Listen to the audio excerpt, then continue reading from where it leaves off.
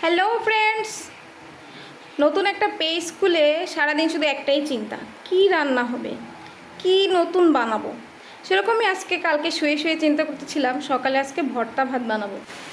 এটা বাদাম ভর্তা, এটা ডাল ভর্তা, পেঁয়াজ ভাজি এবং শুকনো লঙ্কা তেল, ডিম ভর্তা, পেঁয়াজ ভাজি, শুকনো লঙ্কা ভাজি এবং তেল, তারপরে আলু ভর্তা মাখা হচ্ছে স্পেশাল লোক দিয়ে। এবার শুটকি মাছ ভর্তা। শুঁটি মাছগুলো এভাবে হলুদ লবণ দিয়ে একটু নেড়ে চেড়ে তারপরে পেঁয়াজ রসুন কয়েকটা শুকনো লঙ্কা দিয়ে এবার বেটে নিতে হবে। এবারে টাকি মাছ ভর্তা, পেঁয়াজ রসুন ভেজে নামিয়ে নিলাম, টাকি মাছগুলো হলুদ লবণ দিয়ে ভেজে বেছে তারপরে সব কিছু একত্রে বেটে নিতে হবে।